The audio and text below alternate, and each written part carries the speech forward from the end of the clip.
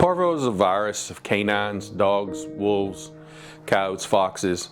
It made its presence about 1978, 1980. Within 2 years, it was a worldwide virus everywhere, every part of the world, and it caused a lot of death and devastation in our dog population because they'd never seen the virus before. We never had a vaccine.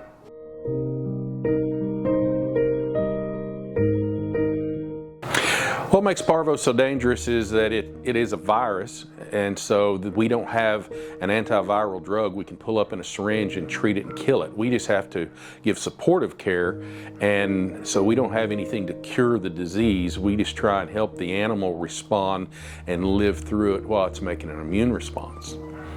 The other thing is that Parvo is so resistant to the environment. Most viruses, if they're in the environment, once the UV sunlight hits it or it dries out with heat or drying, they all die. They're just denatured. Parvovirus can lay in your yard for 2 or 3 months under a foot of snow, melts off, the dog walks across it, licks his foot, and he's got it.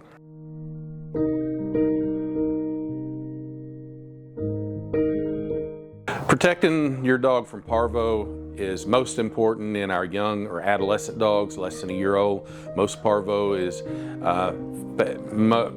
most dogs that have fatalities are less than 4 months old. The best way is to keep it away from other places of high animal traffic.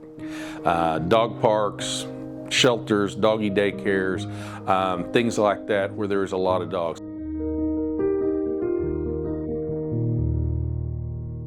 Treatment of Parvo consists of IV fluids, antibiotics, supportive care.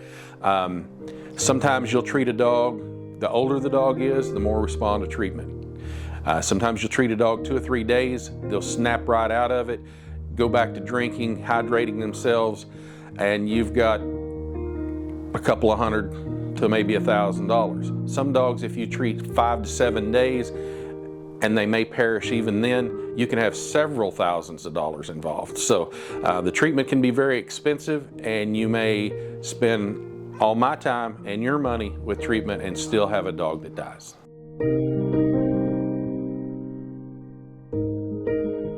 If you suspect your dog may have Parvo, you probably need to see a veterinarian pretty quick. Parvo, the first signs that you'll see is a dog that's very lethargic, he's depressed, he doesn't want to eat. Shortly after that, he may start some vomiting. When they can't keep down fluids and they're losing them by vomiting, you have about 24 hours before you're going to be clinically dehydrated. So you have a little bit of time there. Once you start to erode the gastrointestinal tract, you'll see a bloody diarrhea. Now they're losing fluids out the back end, they're vomiting them out the front end. This dog's going to get dehydrated and acid-base imbalance very fast.